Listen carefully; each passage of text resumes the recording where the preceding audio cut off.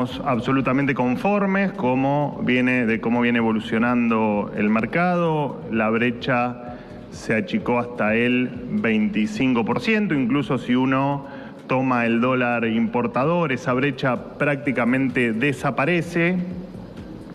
El Banco Central ha comprado en la última jornada cerca de 270 millones de dólares. El resultado que queremos obtener de esta medida de paquetes urgentes, que estaban en línea con la estabilización de cortísimo plazo para evitar esta hiperinflación que todos tememos y la que estamos transitando. Es bueno entender que hoy la inflación corre en torno al 3.678% anual, ¿no? Este 1% de inflación diaria nos deja inmersos en una hiperinflación, la que estamos tratando de evitar y de, por supuesto, hacer todo el esfuerzo para que la catástrofe no termine ocurriendo.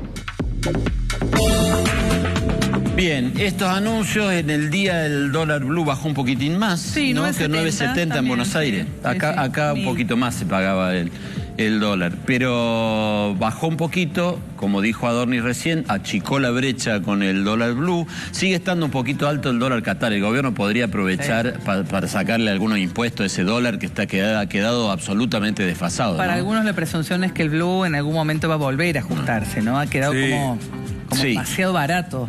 Los 9.70. A que el blue va a volver a subir, decís vos. Bueno. Pero sí, 1.326, el dólar tarjeta, el dólar de ahorro y demás, suena alto. Suena alto respecto de los otros. Bueno, el otro dato importante del día es que ha vuelto a acumular reserva al Banco Central, un poquito más de 200 millones de dólares, lo que hace 700 millones en los últimos 3 días. No es poca cosa, porque el Central venía perdiendo reservas, y en esta semana 700 millones de dólares, algo es algo. Algo es algo, ¿no? Pero a las pérdidas de todo el año va a cerrar un año durísimo para el Banco Central en materia de reservas, que habrá que ver con este salto cambiario, con una mejora de la competitividad extrema. El campo se queja porque se le subieron las retenciones a 15 puntos, pero claro, quedan igualmente competitivos con este salto del dólar. Y será el momento entonces de recuperar reservas, ¿no? Bueno, Milei dijo, ya lo vamos a escuchar, Milei dijo que todo el esfuerzo que está haciendo el sector privado es transitorio. Sí. Ya lo vamos a escuchar. Al presidente de la Nación decir eso, entre otras cosas respecto de las medidas. Hoy habló por primera vez, sería. Grabó un mensaje después del discurso del domingo, creo que es la primera vez que habla para el público. Hoy mi máxima prioridad es terminar con la hiperinflación. Hoy la inflación en Argentina viaja al 1% diario. Eso quiere decir que la inflación está viajando al 3.678% anual. Estamos totalmente abocados en terminar con la inflación, de evitar la hiperinflación. De ahí que hicimos un programa hiperortodoxo con un fuerte ajuste fiscal para llevar el déficit financiero a cero. Todo lo que tiene que ver con el sinceramiento del mercado de cambios y además toda la reestructuración del Banco Central para terminar con el problema de los pasivos remunerados. Estamos haciendo un esfuerzo enorme donde el 60% del mismo recae en la política y 40% en el sector privado. Pero todo lo que cae en el sector privado es transitorio, con lo cual, de acá para adelante después, una vez que reacomodemos la economía, vamos a empezar a eliminar todas esas cosas que a los liberales libertarios no nos gustan. Así es que bueno, ya saben, jamás la noche pudo vencer al día. No maldigamos la oscuridad, prendamos una vela, encendamos la luz de la Argentina que comienza a despertar y comienza a ponerse de pie para que hagamos de este país una potencia nuevamente. Les mando un gran abrazo y como corresponde, la arenga libertaria. ¡Viva la libertad, carajo! Bueno, entre invocaciones... sí, pero más casi allá religiosas. De invocaciones, a mí particularmente el grito ese no me gusta, pero más allá de eso, creo que era necesario que el presidente dijera algo de esto, ¿no? Hay una precisión discursiva que no es lo mismo que el 60% lo pague la política a que el 60% lo pague el Estado. Lo venimos diciendo desde el mismo domingo que asumió Milei. No son los mismos conceptos. No. Y me parece que lo que Milei quiso decir, más con los conocimientos que tiene en economía, que el 60% lo pague el Estado. Que que no es lo mismo de los gastos de la política. No entendí, pero en serio le iba a preguntar a Laura esa presión. ¿Qué 60% paga? La política no La paga, política sí. No, pero el Estado, no entendí. Y todavía no conocemos el paquete. Hoy por hoy, el esfuerzo fiscal que está presentado, que lo hemos dicho acá en el plano de lo que puede hacer el Ejecutivo, esos 5.2 de reducción de déficit, la mitad es por aumento de impuestos y la mitad es por recorte de gastos. De gastos que tienen que ver con los subsidios a las tarifas, o sea, todo el sector privado. Claro, pero ¿qué recorte? Porque si vos me decís, fin de los subsidios a las tarifas, ¿y quién lo va a pagar? ¿El que pague la tarifa? O sea, ese es el usuario común. Eso es un recorte del Estado que impacta en el particular, que impacta en el privado. Impacta en el particular, un recorte del Estado supuesto. sería, por ejemplo, que diputados y senadores se bajaran el sueldo, que sea un 30%. Sí, está anunciado el 15% de reducción de salario de la planta política. Falta, ¿no?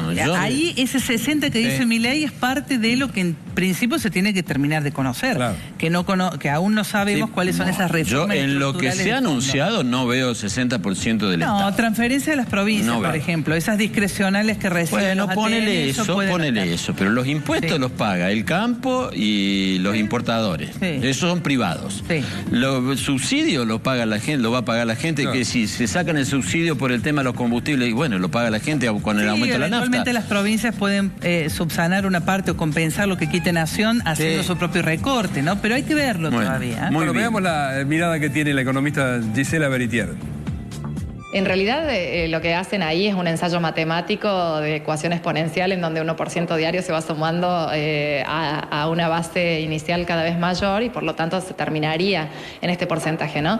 Ahora con la liberalización de los precios, salir de precios cuidados, el tema del combustible, ¿no? El combustible en 5 días aumentó un 78%, ¿no? Es decir que si uno pagaba 100 pesos de nafta, al día viernes pasado empezó a pagar 130 y al día martes empezó a pagar 178. Entonces, eso termina impactando en todo lo que es la cadena de valor. Este ensayo no deja de preocupar porque ya anunciar o que desde el Poder Ejecutivo se anuncie un 3.000 y pico % de inflación realmente es algo muy preocupante por cómo se vayan a acomodar las expectativas de todos los actores económicos, ¿no? Es decir, que una persona que tiene un negocio pequeño, que en definitiva tiene que saber cómo repone la botella de agua, por ejemplo, o con qué precio le puede llegar a venir la botella de agua y por las dudas va a remarcar un 300% al mes si es que vamos a terminar en un 3.000, ¿no? Y esto es lo que preocupa, ¿no? Que en definitiva este tipo de declaraciones terminen funcionando como una profecía autocumplida a través de la inflación por expectativas, ¿no? Habló también el vocero de que estamos iniciando o en el inicio de una hiperinflación. Fue fuerte esa declaración. Bueno, es que justamente volvemos a lo mismo, ¿no? El hecho de decir cómo lo vamos a hacer, en realidad a dónde vamos, y yo creo que aquí la principal preocupación es reconocer, en definitiva, que no, el plan antiinflacionario que se está promoviendo va a llevar mucho más tiempo en llegar, ¿no? Bueno, dotado de simbolismo más que de efectividad económica, pero ultra necesario, hoy Adorni anunció un recorte de gastos del Estado. Hizo al menos un primer punteado concreto, que es lo que se venía reclamando, de gestos concretos. Repasamos lo que dijo en estas placas, lo que dijo el vocero presidencial. La primera cuestión tiene que ver con la reducción de las flotas de autos oficiales. 50% menos de los funcionarios se van a manejar con chofer. La verdad que uno desconoce de cómo es en el orden nacional, sí acá en la provincia y en la municipalidad, y la verdad que sorprende el nivel de funcionarios subdirectores que tienen vehículo con chofer, que tienen asignado un chofer. El chofer gana un sueldo solo para dirigir, para trasladarlo de un lado para el otro, un sueldo que está dentro de los parámetros de los sueldos estatales. Que debería ahorrarse y que el subdirector maneje él su propio auto. Sos subdirector o poner el auto. Sos subdirector de la Municipalidad de Córdoba, no sos... Del gerente general de esta empresa hasta... Todo el mundo viene con su propio vehículo y se paga su propio combustible. No hay nadie que tenga chofer. Nadie. Sí, por eso digo, seguramente en el orden nacional debe ser una cifra escandalosa. Adorni no cuantificó cuánto implica esto. Bueno, otra de las medidas que anunció el vocero presidencial tiene que ver esto que decíamos, las ventas de los 2 aviones de YPF, que se usan puede decir que YPF tenga 2 aviones, bueno, por ahí tienen que hacer algún negocio, pero no, son aviones de cierto porte y que uno lo usaba directamente Cristina, esto que decía Jorge, que fueron 194 viajes, dijiste, en 4 años, fundamentalmente entre Buenos Aires y Río Gallegos, lo otro es para trasladar funcionarios. Los famosos $2.600.000 que dijo Adorni, que según el gobierno de Alberto Fernández son pesos. Ahora, lo mismo, ponle que fueran pesos, que vos pagués por año 2.600.000 para asegurar los cuadros de la residencia de Olivos.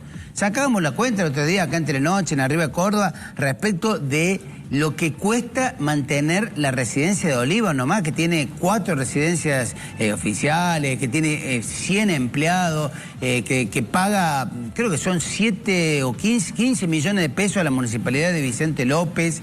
Es un volumen importante que, como decía Lalo, son gotas que lo vas uniendo y se te va armando un balde. Bueno, otra de las medidas que anunció Adorni tiene que ver con esto que decía Laura de congelar la intermediación y no dar más aumentos al plan potencial trabajo, que casi todos los candidatos en campaña le habían puesto el ojo por esta historia de que se asignan estos planes bajo la intermediación de un movimiento social que es el que te asigna la contraprestación, la tarea que tenés que realizar.